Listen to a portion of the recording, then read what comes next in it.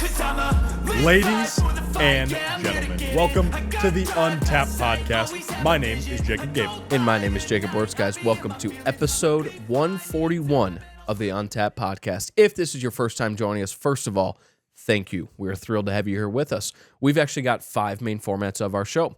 So first, we have Forging Fortitude episodes. Now, in these episodes, we cover the mental side of our brand. So in those, we go over our anecdotal experiences with things like mindset and mentality. We then pass on tips and advice to you guys to then apply to your own lives. Next, and this is what we have today, we have physical vitality episodes. Now, in these episodes, we cover the physical side of our brand. You have 2 certified personal trainers here, so this is really our expertise. In these episodes, we go over everything to do with the gym, nutrition, workouts, mental toughness programs like 75 Hard, supplements, Untapped training, which, guys, if you have any questions about what we offer with Untapped training, please reach out. We are more than willing to help you in any way we possibly can. And then sometimes we will take trending articles or topics within the fitness industry and give our thoughts and opinions on those. Guys, these physical vitality episodes are full of free game, so make sure you pay attention, listen back, take notes if you need to, but very, very important and tons of free game. Pumped for physical vitality today. Yes, sir. Let's make some people better. Guys, our third format is our breaking news format. That is a current event-based format. Obviously, the U.S. election was just recently. We talked about stuff like that on there, current events, current articles going on in the world. Now, keep in mind, this will not be our entire personality. We could do 3 to 4 episodes of these a week. For sure. For Yes. sure with breaking news. But that's not all we're trying to do. As Wurtz said, we have the health and fitness as our main focus here. But we do like to touch on it, give you guys information to work with, and just make you aware of things and our opinions subjectively there. But yeah, guys, so that's our third format. Our fourth format is our Knights Table format. That is a masculinity-based format. We talk about things like toxic masculinity, if it's real, what it is, fatherhood, the impact it's had on our lives, also male-based topics in general, and how important men are for the future of this country, which is our last episode, actually. Now, keep in mind, I'm 26, Wurtz is 26, Mitchell, our producer, is 24. Because of that reason, we are not coming to you from the top of the mountain. We are not all put together perfect men and never will be. The only perfect man to ever walk the earth is Jesus Christ. Peep the sweatshirt. Now, on to our fifth format. That is our guest format. We sit down with entrepreneurs, fitness professionals, athletes, doctors, anybody with a great story or somebody that's going to bring you value we have on. You're going to learn a lot from those episodes, because we also gain a lot from those episodes as well, which is awesome.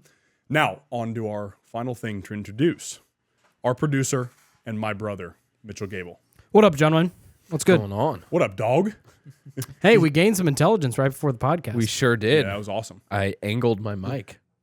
Literally. That's all it took. The most basic. It's like we've been podcasting Ooga or booga. something. Yeah, Yeah. holy Possible. cow. We're, almost 3 years into this damn thing, and we just got smarter, That's just gentlemen. an excellent idea by us. It really I is. mean, it's never been done before. No, never. First Brand time in new. history that a podcast has had an angled microphone. Yep. Ever. It's crazy. Ever. Yeah. Yeah. Never It's seen really it wild. before. It's always scary to be the first, Of as course, people it's, say. It's called trailblazing, Wurtz. Yeah, I right, mean, right. It's a hard thing to do, but It is. Sometimes you have to do it. Trying to set Yeah. a new trend and, a new what do they call it on social media? A new trend. Oh, gosh, Things yeah. like that. And just, Yeah. it's scary. It really is, but it feels good to be the first here. Yeah, we were a little nervous, and we don't know how the viewers are going to receive it. Correct. Yes. But yeah. You Yeah. know what's not a new trend is Mitch and I got in another fight on Monday night in our hockey game.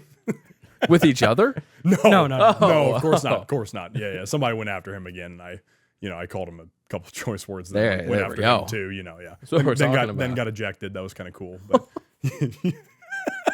so did another guy on our team, Buddy, dude. Buddy has as many ejections as Aaron Boone does for the Yankees.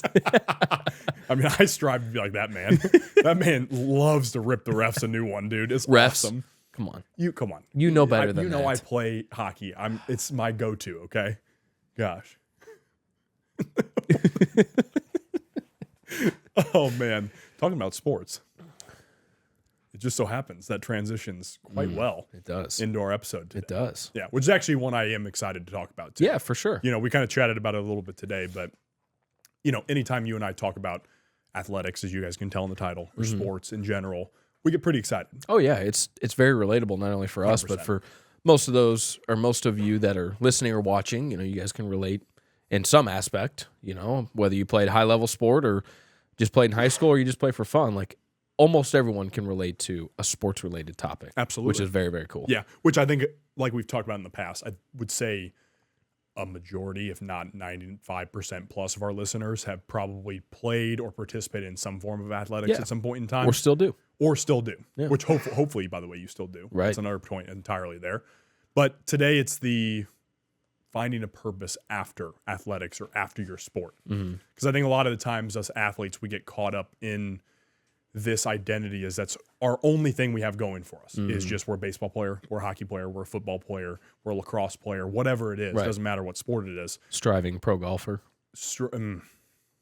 Maybe your identity. But because you keep getting better every round.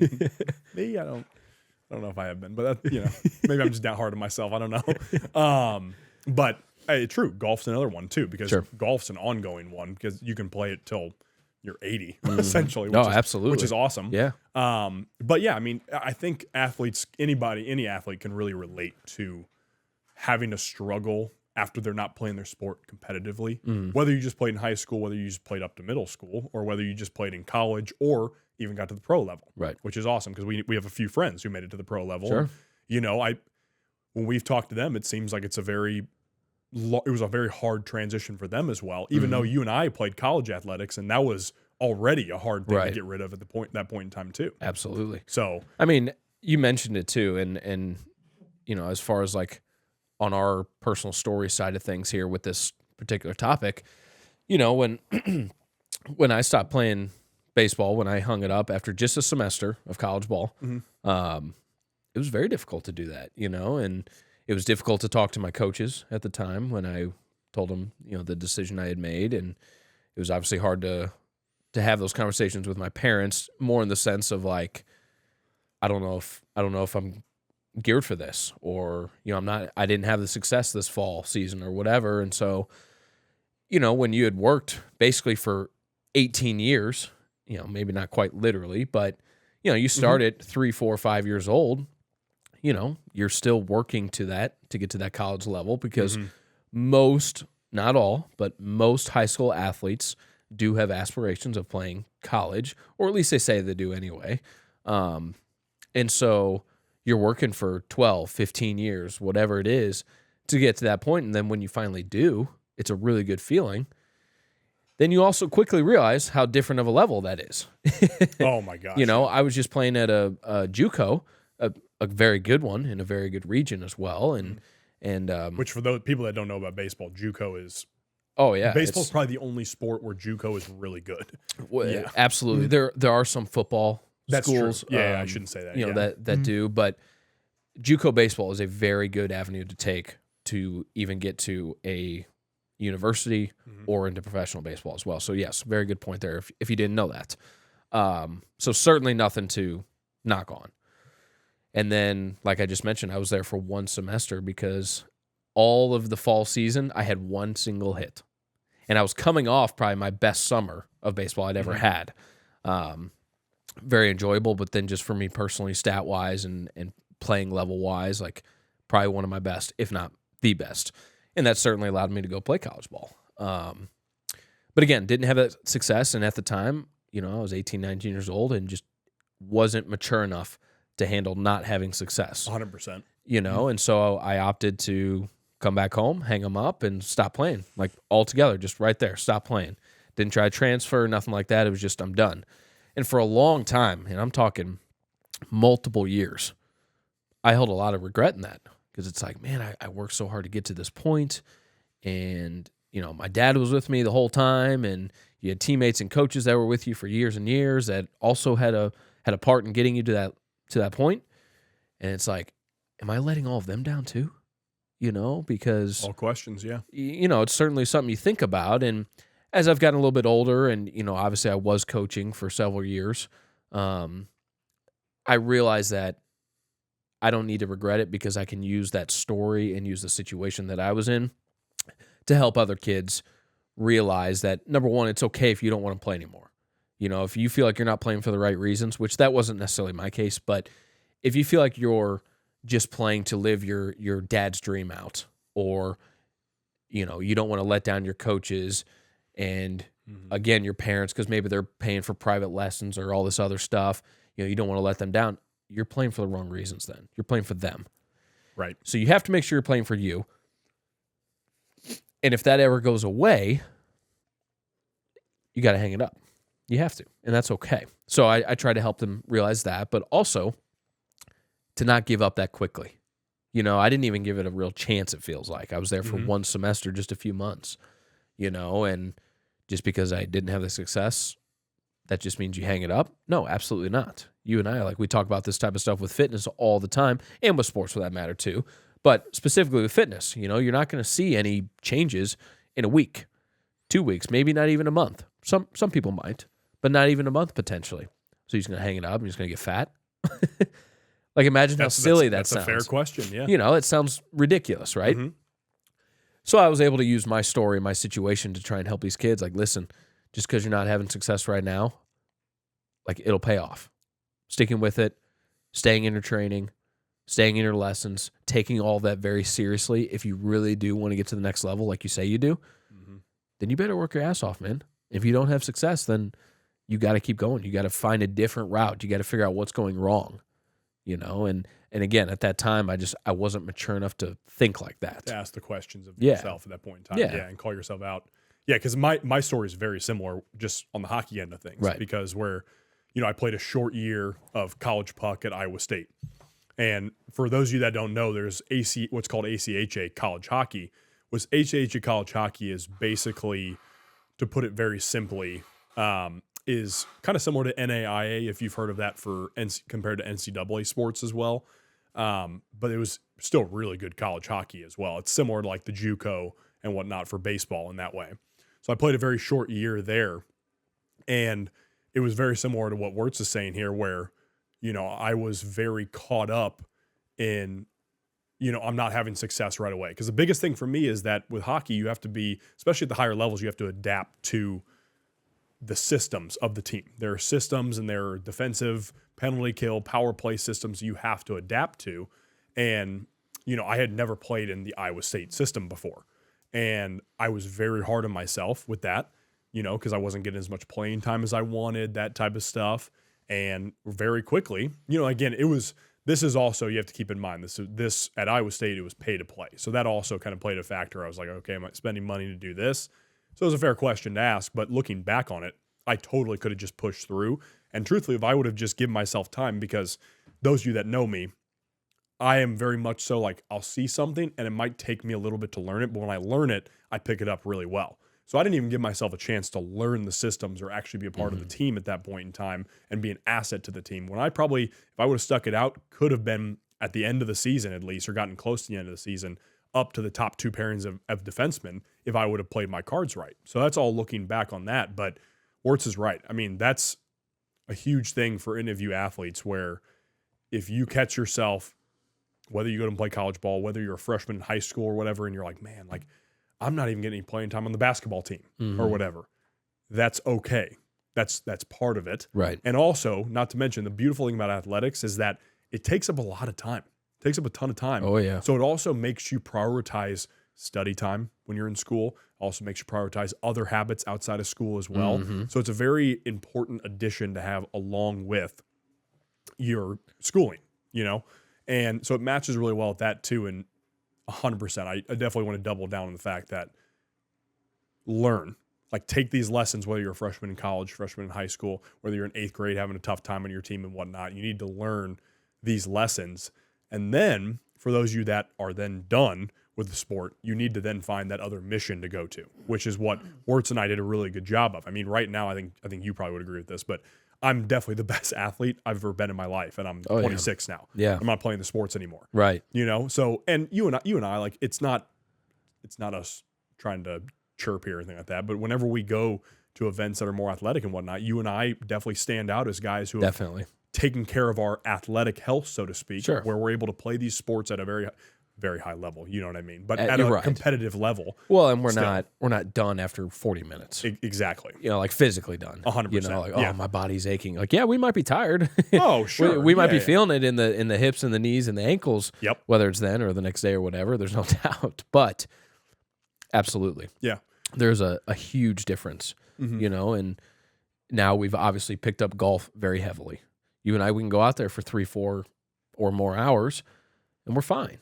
You know, we're fine. We can go out there and play pickleball for an hour or 2 hours and we're going to be fine. It's not to say we're not going to be tired or we're not going to be sore. Like we're not superheroes. Yeah, exactly. We're not taking the Captain America super soldier suit or something. Which that'd be awesome. It would be as awesome. we've said. I would take it. Yeah. For sure. Yeah. But not only do we train in a fashion that allows us to do those types of things, but we try to recover as best as we can. There's always room for improvement there because recovering is not always, number one, it's not always the most fun thing to do. And it's not always the easiest thing to get yourself to do. It's not sexy. You know? Yeah, not at all, you know? And we also do listen to our bodies. You know, you guys can probably hear it in my voice here. It seems like I'm coming out with a cold or something, whatever. So woke up today and it's like, I'm not going to be an idiot and try to push through it would have been a full body day today. Like I know it would not have been a productive workout. You know, I would have been slow moving, rest times probably would have been whack, and it wouldn't have been the best I can do. And like, I'm not willing to do that. Taking 8 minutes between sets. No, I mean, literally, that's a long time, but A long time. yeah, you might have to try to do that. 8 minutes. Unless we get caught talking with people. That's Yeah, for so, sure. yeah. For sure. But it's like, okay, I'm going to listen to my body here, and that way I can try to get over whatever this is as quick as possible so that I can get back to my regularly scheduled training, you know, and how I want it to look, how I want it to feel. The intensity is still there and things like that. Well, I think what's important about what we're saying right here too is because you and I have found ways to basically continue what we feel is an athletic career. Yes. You know, in a lot of ways, this is transferred to entrepreneurship with the business and whatnot. It feels like an athletic journey. Kind of. Because you can't stop. Right. I mean, we're about to come up on 3 years with the podcast in December, so which is amazing. But it's like you can't take your foot off the gas with entrepreneurship at all. Right. You know, it's very similar to athleticism in that way. It's just a longer game. Yes. Much longer game, actually, for that matter, than athletes are or athletics are. And also with our training, we've also kept up with that stuff so we can still play sports outside of the sport we maybe play. Again, you and I both find ways to still play our sport that we grew up playing just because it's a part of us in a lot of ways. Yeah. But we don't only put our identity in that. Right. It's like, okay, last week on the trap bar deadlift, I moved it pretty quick at 300 pounds or whatever. This week, I'm going to try 350 and see how fast I can move it. Right. Or just little improvements like that. Yeah. Also in the gym that we utilize. So you're always, you know, let's say those of you that are listening, let's say you're a 25, 30-year-old and you're like, I still haven't gotten over the fact that I used to play sports and I let myself go since then. This is a good example of transfer it into something else. The energy goes somewhere else. A lot of the times most athletes I know could be a really good entrepreneur. Sure. I mean, because they understand the work it takes. Exactly. Yeah. Think about Jeff. Think about Brock. You know, think about Louie. Think about Matt. Think about Matt. Yeah. 100%. Yeah. Those guys have a very hardworking, individual set mind because of the hard work it takes to make it to that level. Yeah. And even at our level, making it just a college level, it still transfers over very well a lot of times. Now, I'm not saying every athlete has to be an entrepreneur because really athletes should be finding a company if they're going to be an entrepreneur that supports those goals and lets them chase goals while they're in the company. Otherwise, athletes are not going to enjoy that at all. No, not at all. You know? Not at all. And there's also a sense or a feeling, I think, that you and I get where it's like there's unfinished business. Oh, You know what I mean? Like we both just outlined our personal stories for the college athletics that we did partake in, and then both of us kind of cut them off what feels like too early. Well, you just said transfer that energy into something else. We're doing that here with the different things that we have going on with Untapped. And part of the reason it continues to drive at least me, and I know you'll agree with this, is that unfinished aspect. You know, it's like, okay, I'm not going to cut this off early. Exactly. I already did it once. Yeah, exactly. Right. Enough of that shit. Right. Yeah. Right. For sure. And like I mentioned, you know, there were multiple years, I'm talking multiple years, where you hold that regret because, I came home and finished off my associate's degree, and I was still working at the movie theater, and it's like, man, is this really like, is this the path? Mm-hmm. Is this my story? Right. Like, not to say you can't make a career out of something like that or that exact situation, because you certainly can. But for me, it's like, is this fulfilling long term? Like, is this what I want to be doing? That's that unfinished business you're talking about. Exactly. 100%. So it's like, I don't want that to happen again with Untapped. You know what I mean? Mm-hmm. Or with anything else that we have going on. It's like, I don't want that feeling again. So I'm going to do everything I can to prevent that, learn that lesson from, hanging it up, again, what felt too early, looking back on it. I'm going to do everything I can to make sure that doesn't happen again, Yeah. Yeah. And it's important to do that too, because it's the idea of actually never giving up. Right. Because obviously at some point in time, everybody's going to give up on something. You know what I mean? They're going to, at some point in time, you're 22 and you're like, man, I can't produce any points in college. So I'm really not going to go play pro in Europe. I'm not going to go play pro in the NHL or the minor leagues or whatever it is, or in baseball, same thing. I'm not going to be able to compete at NCAA D1 level. Right. I'm not able to compete at the MLB or even single A level or whatever it is, So even at that point in time, you're giving up in quotations there, but everybody does that at some point in time. Well, and also almost on the flip side of that too, sometimes the game will tell you when it's time. Oh yeah. You know what I mean? Sports are different with that for sure. Yeah. Not that that's what happened with us. I don't think anyway. It's certainly possible. It is possible. Oh yeah, sure. I don't think so for either of us. I really don't. But take Matt, for example. Here he was this past summer. He was playing in the Mexican League. Before that, he was in the minor leagues with Washington, trying to get back into the big leagues for that last year and a half or so for the MLB service time. I won't go into all the details because it doesn't matter. But my point here, he's working his ass off in the off seasons, and believe me, I saw it firsthand. Oh yeah. I was the one going through that with him, and the work ethic was unbelievable to see up close like that, and to be a part of, for that matter. But at the end of this summer, this year, after the Mexican League, where he had a lot of success, his numbers were very good, and that's a competitive league. Afterwards, he had to be real with himself, and he talked with his family and his agent and things like that, and the game was telling him, like, hey, it's just not in the cards anymore, man. And the good thing is, like in his situation, which is probably pretty rare, he was at peace with that decision. I'm sure it wasn't easy. I'm not saying it was an easy decision to make because, someone like that, he has literally seen the top of the game, winning the World Series. Why wouldn't you want to continue to chase that? But the game was telling him, like, hey, you're not here anymore. It's not for you kind of anymore. time to cut it, so to speak. Yeah. Right. And so, which is badass because again, he was 36. Yeah. When that was finally time. Right. How many athletes it's again 18. Yeah, right. Crazy. Absolutely. Or, and regardless of the sport, you're a top prospect or whatever, and by the time you're 27, you're out of the game. He got to live through it for however many years it was that his career was, almost 10 years. It's awesome. Crazy. Yeah, That's absolutely. Crazy. It's awesome. Yeah. And so, like, sometimes the game tells you when it's time as well, and you have to listen to that too. Yeah, Matt's got a lot to look back on and be proud of as well there too. But Absolutely. Then his thing is, when we were talking with him, when we were golfing with him, a big thing with him was that he was like, okay, I'm going to actually transfer this energy over into that at that point in time. So him transferring that energy is huge because, it was very interesting talking to him about it actually on my end as, a hockey player, not understanding baseball that much, but he's now taking it, and we were asking him at the end of the round, what's the next plan and whatnot. And he was able to kind of discuss a few ideas he had going. I'm like, okay, you can already see his brain churning into the next thing, which is really cool. And that's a great lesson for you younger athletes and whatnot to either continue in your sport or to know when it's time and whatnot, and then transfer that into something else. You have to find that other identity. You can't just be an athlete. Right. Because a lot of times I will tell you this, guys, it's like my past teammates, other athletes I knew and whatnot, that their career stopped at the end of high school or maybe a little bit into college and whatnot.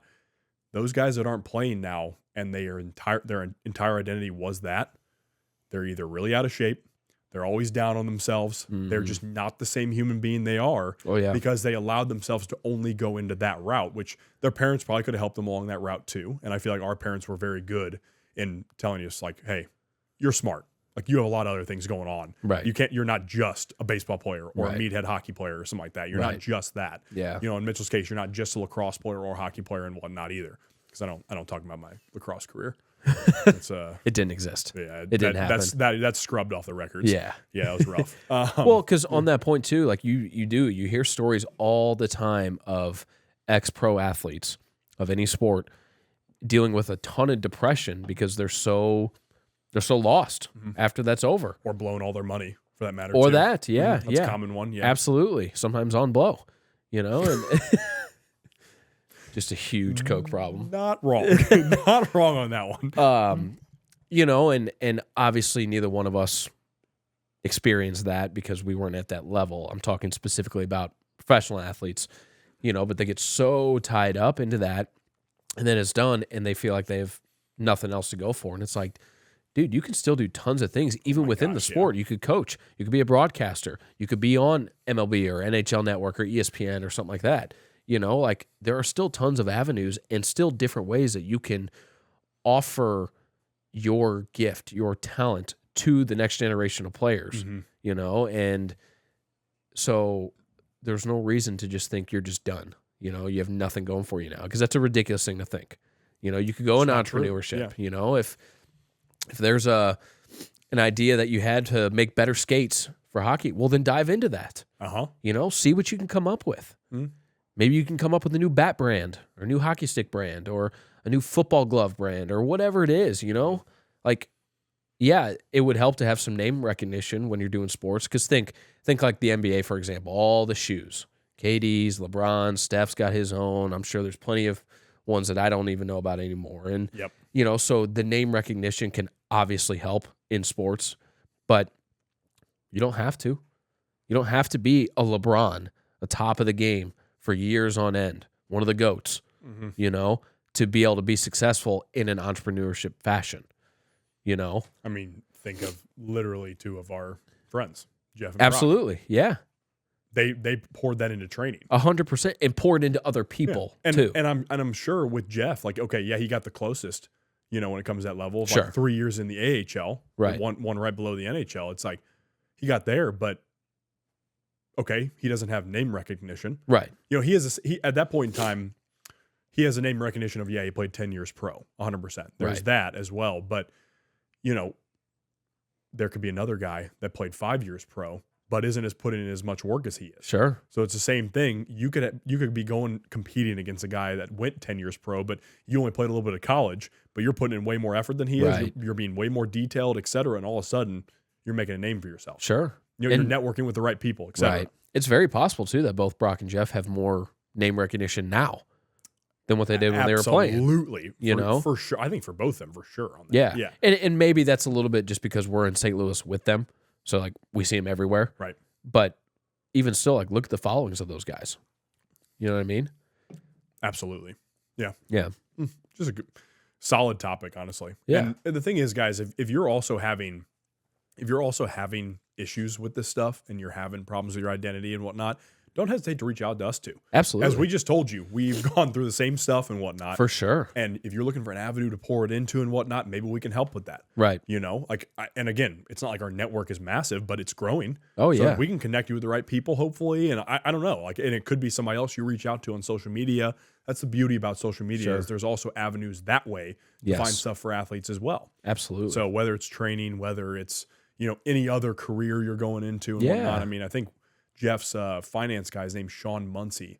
He does finance work with him, but he played pro over in Europe and whatnot, transitioned to finance. Yeah. You don't really think of that as like but you pour your effort into something. Sure. That's the key. Right. So, you know, like don't hesitate to reach out to us as a resource with that because we'd be happy to help with Absolutely. And to give ourselves a little bit of credit, like our network isn't small either. Correct. You know, it's not enormous, but it's not small. Yeah. You know, and absolutely. So we'd be willing to help. And even if it's just a talk, again, like we can relate. You know, it's the biggest thing. And you know, we have ideas and things like that. So absolutely. But the biggest thing, just to close here, like the biggest thing to think about is your life isn't over because you're not an athlete anymore, or you're not an aspiring athlete anymore, or whatever it is. Like, there are plenty of things for you to do. Might take a little bit of soul searching to figure out what that thing is, and that's okay. It's okay. You know, it's all right to feel a little empty afterwards. It's all right to, you know, maybe hold a little regret if you feel like you need to or whatever. Like, but you can't sulk on it, and you can't live on that forever. Mm-hmm. At the end of the day, you got to get up and you got to get to work. You got to figure out what it is. At the end of the day, again, if you're, even if you retired at 40, or if you're a 20-year-old and whatnot, Right. you got plenty of life left. Yes. You need to make something else happen. Right. Yeah. Unless you're the Mahomes of the world or the Shoheis of the world or the LeBrons, where you're making Exactly. unreal amounts of money. 0.000000001% of the population. And it might even be more than that. It might be more than that. Yeah. Yeah. Then you have to find something, because most likely you weren't making $35 million a year. You know what I mean?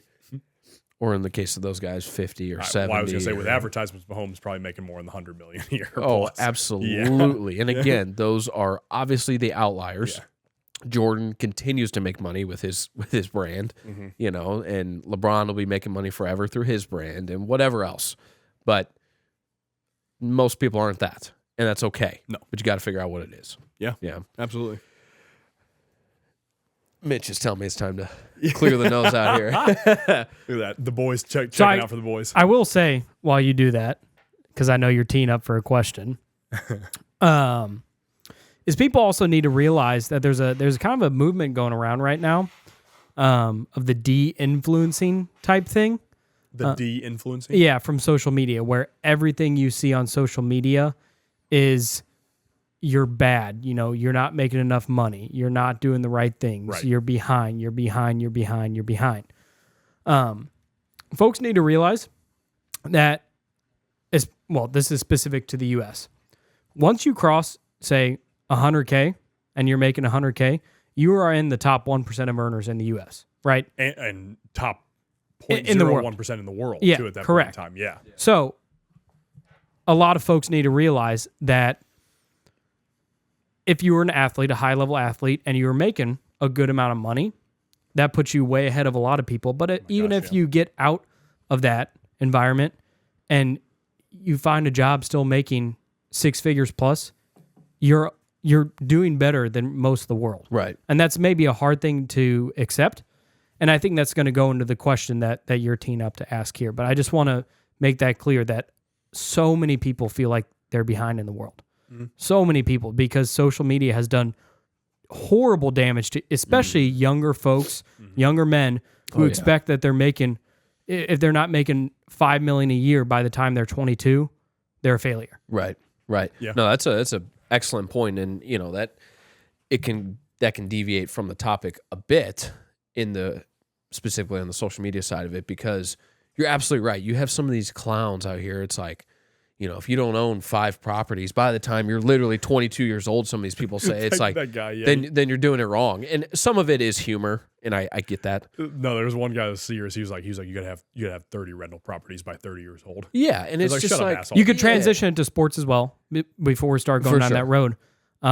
If you make it to college ball, think of how few of kids that have played baseball from the time they were 5 years old until 18 that don't make it into college ball. Sure. There's a lot of people who, once you step into that college realm, number gets even smaller. I don't know the percentage. Oh, yeah. But there's very few people who make it into college athletics. There's an even smaller number that make it into minor league professional athletics in terms of hockey. ECHL. It's seen as a bad league, the jungle. It's a minor league. Do you know how few of guys who play D1 hockey make it to even minor league type stuff like that? And those then, guys are sick. Yes, too. and to the NHL from that as well.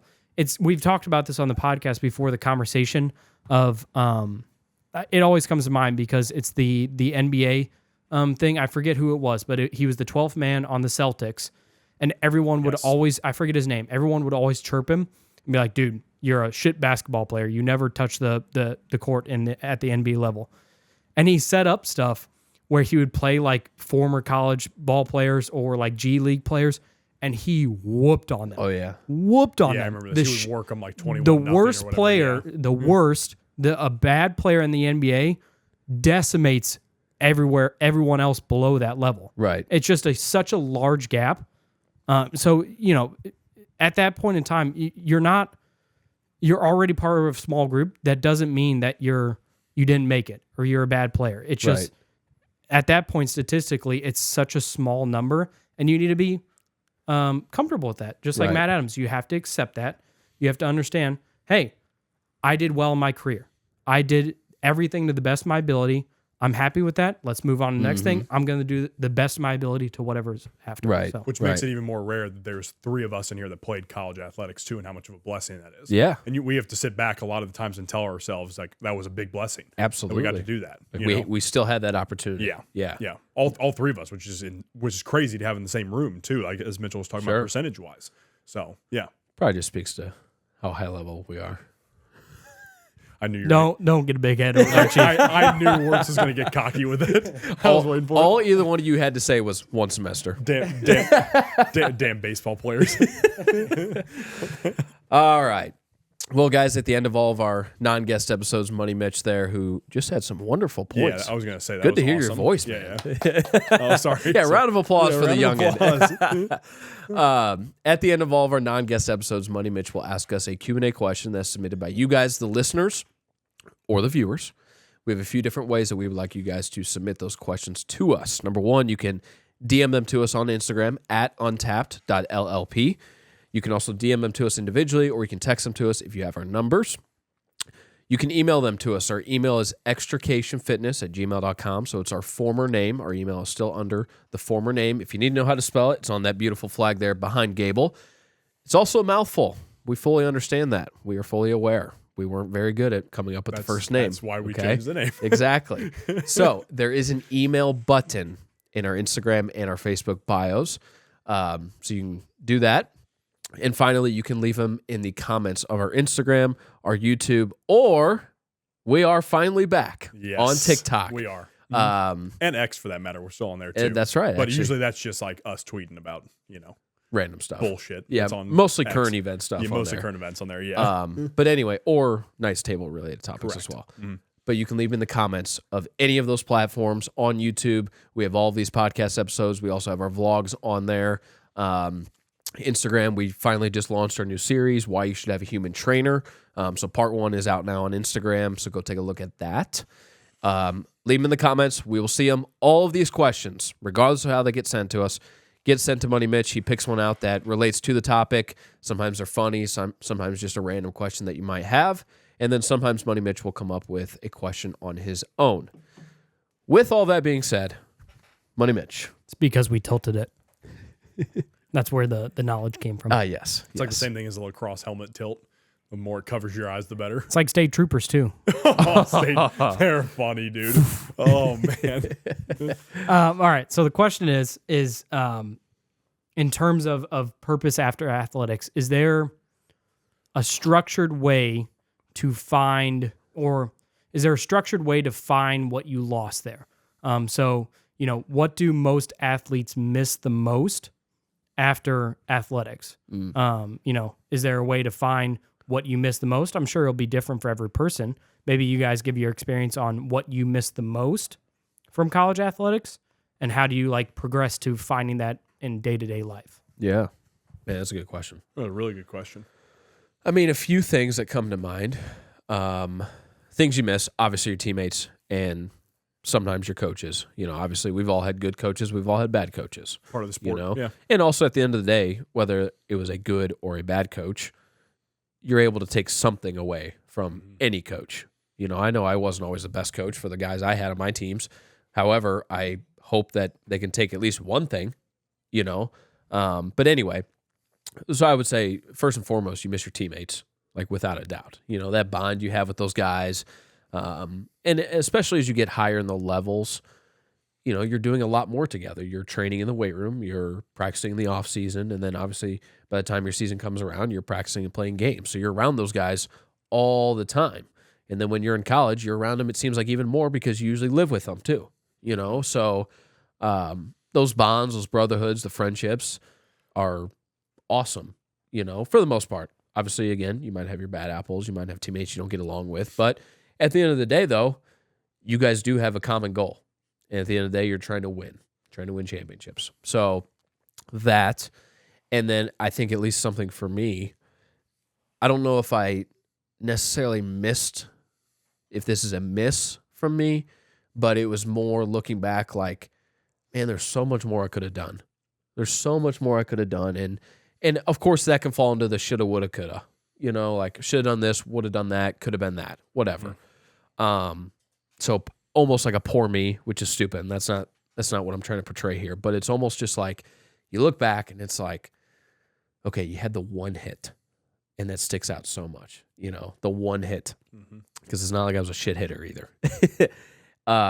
Funny enough, I had just one goal too. Yeah, right. Which for a defenseman isn't always like the worst thing. Sure. But the point remains, and I get it. Mm-hmm. But it's like, if I would have pushed through a full year, because I had some teammates around me that were very dedicated, and I was around those guys. I was around those guys most of the time. And so it's like, man, if I just would have worked a little bit harder, would have worked at the craft more, was in the cage more, was taking more ground balls, it's like, what could have been? What could I have become on the baseball field? So I think it was more just like, what more could I have done? I know what I could have done, and that's what stuck with me, and that's why I held all that regret for so long. Yeah, I think that's a great point. Feels like you left stuff on the table. Yeah, it feels like you're just missing out on stuff like that you shouldn't be missing out on is what happens there. And I would also say a lot of the times too where, if you're just missing the sport in general, one thing that's important there is that there's always men's leagues for that type of stuff. There's men's leagues for baseball, hockey, basketball, flag football, probably that type of stuff too. There's all types of men's leagues and or leagues you can join, to continue playing your sport. Yeah. So that's important too. If you're missing the sport itself, that's also an option. If you're missing just the athleticism aspect, I think any athlete should, and any human being should continue training in some manner too. Because a lot of the times what happens with athletes that we've seen is that, again, they're used to the group training aspect or training as a team and whatnot, and they can't do it by themselves a lot of the times, which is, again, why you could also hire a trainer, because it's the same thing as having a coach at that point in time. Specifically untapped training. 100%. Yep. Again, very reasonable pricing on the online, especially. Anyways. And you have two former athletes, too. You have two former athletes. It's a real plug so there. You actually connect with it. Exactly, yeah. And for that matter, we do have athletes on the app that we're training right now. Yes. So, but it's key to keep in mind that you 100% have to find some way to continue that, because just for health aspects alone, you have to continue training. Yes. There's just no doubt about it. But I can tell you right now, the thing that I did first, once I was done with hockey, and I was like, okay, this will probably be good for my grades, and it was that for that semester, especially my first two freshman semesters, was really good for my grades. But right away I was like, I can't just go to school. That's lame, right? School sucks. School sucks. So go to school, kids. But the point remains is that, okay, I was like, yes, am I enjoying classes? Sure, but that cannot be my only thing I'm doing. Right. So what did I find? Oh, there was a sweet rec facility on campus that I could go to. Mm-hmm. Very easy. I just started going. I probably looked like an idiot in there when I was first trained at 18, 19 years old in there. I probably looked like an idiot. Even though we had a strength training class in high school, I think I still look like an idiot. Yeah. But the point remains is like instantly that kind of gravitated toward me, because I'm like, I know I'm going to still be able to move and be active and do stuff athletically in the gym. Even at that point in time, I didn't understand like all the French contrast, the jumping, all that type of stuff necessarily. But all movements in the gym are athletic, whether you want to like it or not. With bench press, squat, deadlift, they're all athletic. All the dumbbell movements are. So that's a great transition as well into something else. And again, we're obviously biased, but we're biased because it's correct. Yes. in this scenario. But yeah, I mean, 100%. If you are very confused as an athlete and you're like used to the group training aspect, the teammates, whatever, that's what it was. Even if you're 35, you're like, I'm used to that. You could also do group classes. There are plenty of places that do group classes too that have a team in their atmosphere as well. Yeah. And also there are environments that are more like female oriented and then male oriented. So Sure. either way, you could find an option there. You know, a lot of the times with us dudes, it seems to work that one-on-one training is a good option. Oftentimes. Yeah, can be. Yeah. Can be 2-on-1 even, whatnot. But, or, you know, for the example of Jeff and whatnot, a lot of those kids as a team are training with him or with you as a team in that scenario. But that's when you're still in sports. Right. You know, after that, you got to find something else. So, yeah, I think that's a great option. And then, like you said, there's going to be stuff on the table. Use that as fuel. Yeah. You know, that stuff that you left on the table, that one hit, that one goal, whatever. Okay, now I can turn it into taking care of my family whenever I have it down the road. Yeah. Taking care of my parents, taking care of hopefully wife and children and whatnot as well. You know, you can turn it into plenty of other goals. Right. That could also be a team-oriented aspect as well. You just kind of got to frame it in that way sometimes, which is fun for us athletes to do that. Yeah. So, absolutely. Yeah. Yeah. All right, guys. Well, that is episode 141. Please share the show. Okay. Share it to your Instagram stories, text it around to your friends and family. If you're watching on YouTube, take a screenshot, take a picture, post that to your stories. Guys, it helps us grow tremendously. Okay. We know a lot of you are listening and watching, and we love that. We are so extremely thankful for that. Just help us grow it even more. Okay. It's free for you to do that. It takes very little effort, but it helps out a ton. So please keep that up. Guys, until next time, peace and love. Thank you, ladies and gentlemen.